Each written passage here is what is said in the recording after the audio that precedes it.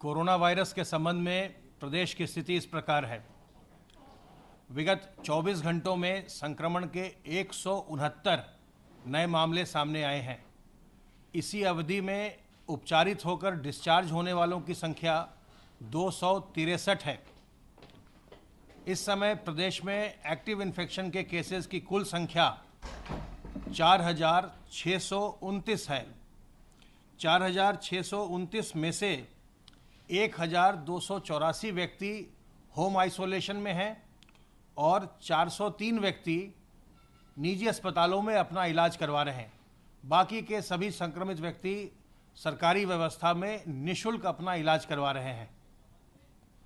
अब तक 3,52,830 लोगों ने होम आइसोलेशन के विकल्प का उपयोग किया है और इनमें से 3,51,546 व्यक्ति अपने होम आइसोलेशन की अवधि पूर्ण कर चुके हैं। संक्रमण के प्रारंभ से अब तक कुल 5,87,661 व्यक्ति उपचारित होकर संक्रमण मुक्त हो चुके हैं। इस समय अपने प्रदेश की रिकवरी का प्रतिशत 97.78% चल रहा है, 97.78%। संक्रमित व्यक्तियों में से आज तक कुल 8,680 लोगों की मृत्यु हुई है।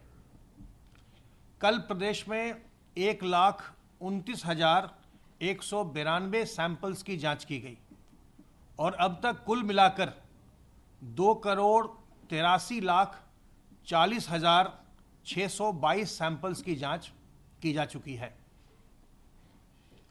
ई संजीवनी पोर्टल का प्रदेशवासी निरंतर उपयोग कर रहे हैं और कल 4,830 व्यक्तियों ने घर बैठे चिकित्सकों की राय प्राप्त की, उनका परामर्श प्राप्त किया। और आप जानते हैं कि आपको आपके फ़ोन पर ही या आपके लैपटॉप पर जहां इंटरनेट हो, डॉक्टरों से आपकी घर बैठे बातचीत होती है, परामर्श होता है और डॉक्टर का प्रिस्क्रिप्शन भी आपको आपके फ़ोन पर ही या कंप्यूटर पर ही घर बैठे मिल जाता है। तो अब तक कुल मिलाकर के ई संजीवनी पोर्टल की सुविधा, टेलीमेडिसिन की सुविधा प्रदेश के 4,75,879 व्यक्तियों ने प्राप्त किया है और ये संख्या देश में किसी भी राज्य की तुलना में सर्वाधिक है।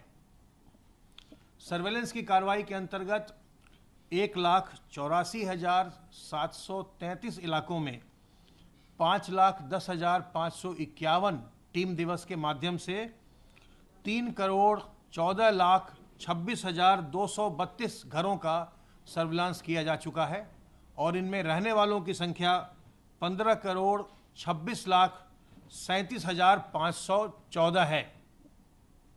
आज पूरे प्रदेश में कोविड वैक्सीनेशन का कार्य चल रहा है और आज भी स्वास्थ्य कर्मियों को वैक्सीन की डोज लगाई जा रही है। पहली डोज लगाई जा रही है। 1580 से अधिक सत्र पूरे प्रदेश में आज चलाए जा रहे हैं और प्राप्त सूचना के अनुसार 3 बजे तक 79,047 स्वास्थ्य कर्मियों को वैक्सीन की डोज दी जा चुकी है। तो आज 3 बजे तक प्रदेश में स्वास्थ्य कर्मियों को जो वैक्सीनेशन किया गया है पहली डोज, अब 5.42 लाख से ज़्यादा स्वास्थ्य कर्मियों को वैक्सीन की पहली डोज दी जा चुकी है और 5 लाख से अधिक स्वास्थ्य कर्मियों को वैक्सीनेट करने वाला उत्तर प्रदेश आज पहला राज्य बन गया है। वैक्सीनेशन पर लगातार कार्य हो रहा है और कल भी हमारा वैक्सीनेशन का राउंड होगा जिसमें हम जो हमारे बचे हुए स्वास्थ्यकर्मी हैं उनके साथ साथ कल से हम अपने प्रदेश में फ्रंटलाइन वर्कर्स को भी प्रारंभ कर रहे हैं, उनका भी वैक्सीनेशन प्रारंभ कर रहे हैं, जिसके अंतर्गत पुलिस, रेवेन्यू और म्युनिसिपल कॉरपोरेशन, म्यूनिसपैलिटीज़ के कर्मचारीगण, अधिकारीगण आते हैं। इन सबका और होमगार्ड और सिविल डिफेंस और डिज़ास्टर मैनेजमेंट और जेल के जो हमारे कर्मचारी हैं, इन सबको फ्रंटलाइन की कैटेगरी में रखा गया है। इसके अलावा जो अर्ध सैनिक बल हैं, केंद्रीय अर्धसैनिक बल जैसे कि सीआरपीएफ, बीएसएफ इत्यादि, और जो हमारी सशस्त्र सेनाएं हैं उनके जवान और अधिकारी, ये सभी फ्रंटलाइन वर्कर्स में रखे गए हैं और इनका वैक्सीनेशन अपने प्रदेश में कल से प्रारंभ होगा और इसकी भी तैयारी हो गई है, इसकी भी तैयारी हमारी पूरी है। जो सामान्य नागरिक हैं उनके लिए भी प्राथमिकताएं बनी हैं। सबसे पहले जो 50 वर्ष के से ज़्यादा उम्र के व्यक्ति हैं उनका वैक्सीनेशन किया जाएगा। जब स्वास्थ्य कर्मियों का और जो फ्रंटलाइन वर्कर्स हैं उनका वैक्सीनेशन का कार्य पूर्ण हो जाएगा तो उसी के आसपास फिर 50 साल से अधिक उम्र के व्यक्तियों का वैक्सीनेशन का कार्य प्रारंभ किया जाएगा। तो अभी आपके वैक्सीनेशन होने में समय है, थोड़ा समय लगेगा और संक्रमण कम हो गया है लेकिन संक्रमण समाप्त नहीं हुआ है, इसलिए सावधानी बरतते रहना ही सबसे अच्छा उपाय है। बचाव ही इस संक्रमण से मुक्त रहने का सबसे अच्छा तरीका है और अपने आप को बचाने के लिए और अपने इष्ट मित्रों को, परिवारीजनों को बचाने के लिए आपको अपने हाथ को साबुन पानी से बार बार साफ करते रहना है। अपने मुंह और नाक को ढक कर रखना है। जब भी आप सार्वजनिक स्थलों में जाएं या अन्य किसी ऐसे कार्यक्रम में जाएं जहां लोग बाग हों, अपने मुंह और नाक को ढक कर रखिए। मास्क से, रुमाल से, गमछे से, दुपट्टे से ढक कर रखिए और लोगों से कहीं भी 2 गज की दूरी बनाकर रखिए। अपने घर के भीतर भी जो आपके बड़े बुजुर्ग हों, गर्भवती महिलाएं हैं, पहले से बीमार व्यक्ति हैं, छोटे बच्चे हैं, उनसे भी घर के भीतर भी 2 गज की दूरी बना कर रखिए। क्योंकि आप बाहर निकलते हैं, बाहर निकलने के क्रम में, काम करने के क्रम में, बाजार जाने के क्रम में अगर आपको कभी संक्रमण आ भी गया तो आपसे आपके परिवार वाले संक्रमित न हो या आपके घर वाले संक्रमित न हो, यह ध्यान आपको रखना है। जब तक कि ये इस बात की घोषणा नहीं हो जाती है कि ये जो महामारी है ये पूरी तरह से नियंत्रित हो गई, समाप्त हो गई, तब तक सावधानी बरतते रहनी है। तो ये सावधानियां बरतते रहिए। अगर लक्षण आए तत्काल अपनी जांच करवाइए। जांच की व्यवस्था, इलाज की व्यवस्था बिल्कुल निःशुल्क है और इसमें किसी प्रकार का अगर कोई संदेह हो, कोई शंका हो आपके मन में तो हमारे हेल्पलाइन नंबर 1800 180 51 45 पर फ़ोन करिए। सावधान रहिए, सतर्क रहिए, संक्रमण से बचे रहिए, स्वस्थ रहिए और प्रसन्न रहिए।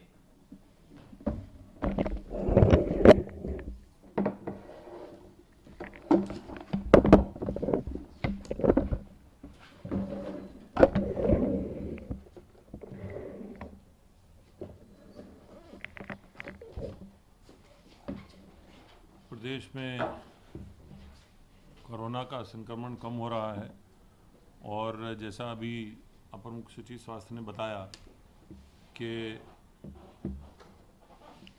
प्रदेश में कोरोना से संक्रमित व्यक्तियों की संख्या अब 4000 से नीचे रह गई है।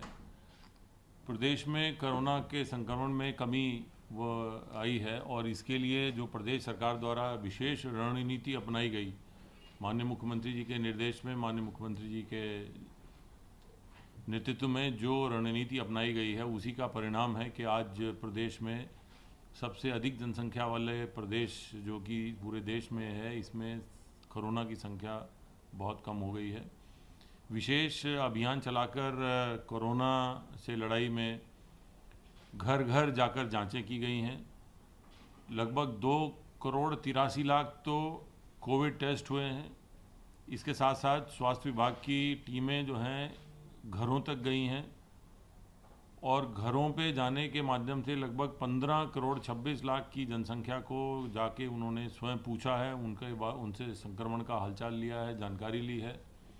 इस प्रकार लगभग 18 करोड़ से अधिक, लगभग 24 करोड़ की आबादी में से लगभग 18 करोड़ से अधिक व्यक्तियों तक स्वास्थ्य विभाग स्वयं पहुंचा है, उनकी टीमें पहुंची हैं और संक्रमण का हाल लिया है। उन्हें बीमारी के बारे में, इस संक्रमण के बारे में अवगत कराया है और कैसे सावधान रहना है इसके बारे में भी जानकारी दी है। उसी का परिणाम है कि आज प्रदेश में जो कोरोना से संक्रमित व्यक्ति हैं उनकी संख्या 4000 से नीचे रह गई है और ये टेस्ट की संख्या को में कमी नहीं आने दी गई है। टेस्ट की संख्या अभी भी लगातार 1 लाख से ऊपर चल रही है और माननीय मुख्यमंत्री जी ने निर्देश दिए हैं कि टेस्ट की संख्या किसी दशा में नहीं घटाई जाए, ताकि कहीं भी किसी परिस्थिति में जो भी कहीं पर कोरोना का संक्रमण किसी भी स्तर पर है तो उसे चिन्हित करके तुरंत उसका इलाज किया जाए और इस बीमारी से प्रभावी रूप से लड़ा जाए। संक्रमण के लिए जो है उससे बचाव के लिए टीकाकरण भी चल रहा है और जैसा उन्होंने बताया, देश में सबसे अधिक लोगों को टीकाकरण जो है वो उत्तर प्रदेश में हुआ है और वो टीकाकरण की प्रक्रिया तेज़ी से जारी है। प्रदेश में संक्रमण कम होने से सामान्य गतिविधियां तेज़ी से सामान्य हो रही हैं और औद्योगिक गतिविधियां तेज़ी से आगे बढ़ रही हैं। प्रदेश का जो राजस्व है वो बढ़ रहा है, प्रदेश से निर्यात बढ़ गया है और इस समय लगभग 8,18,000 इकाइयाँ क्रियाशील हैं, जिनमें लगभग 52 लाख से अधिक श्रमिक काम कर रहे हैं। इसके अतिरिक्त जो MSMEs हैं, MSMEs जो हैं, जो कि प्रदेश में लगभग 90 लाख से अधिक MSME स्थापित हैं और काफ़ी बड़ी संख्या में हमारे युवा उनमें रोज़गार पाए हुए हैं।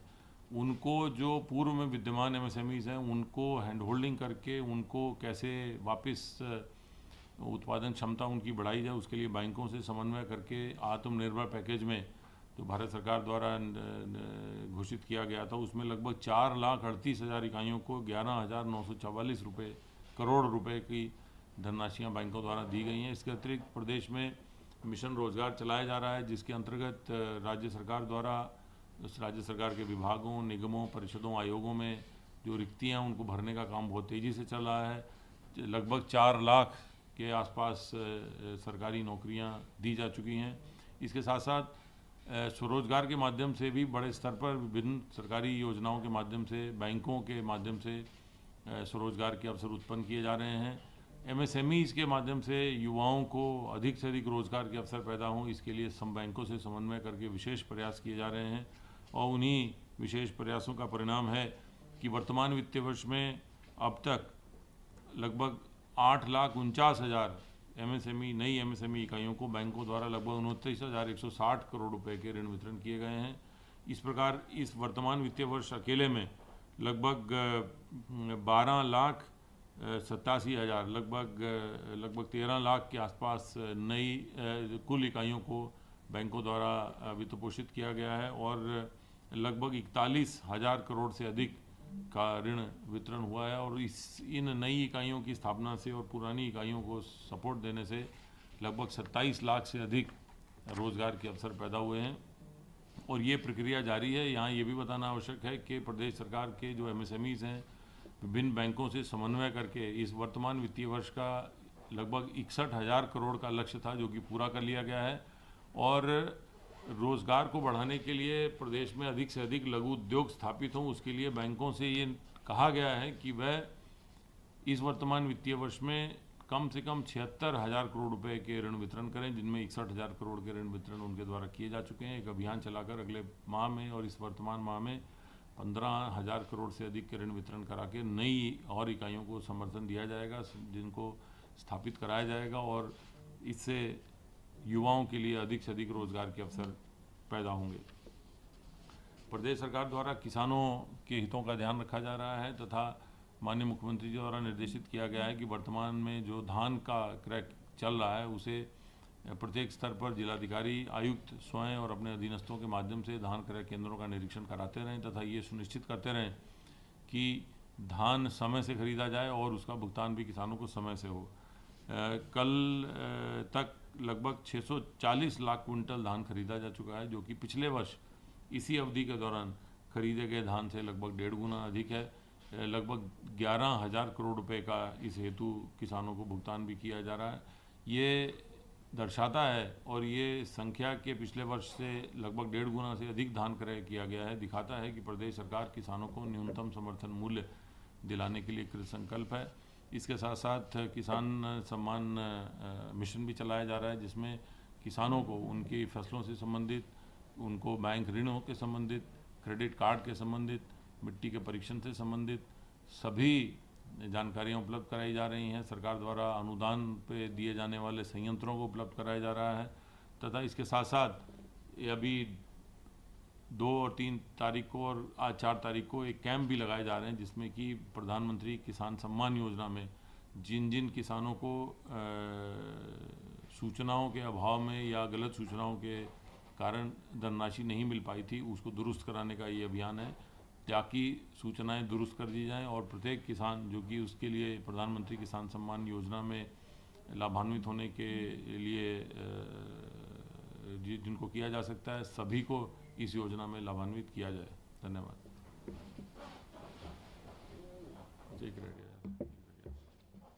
यहाँ ये भी अवगत कराना है कि प्रदेश में चौरी चौरा क्रांति के 100 वर्ष की शताब्दी वर्ष प्रारंभ हुआ है।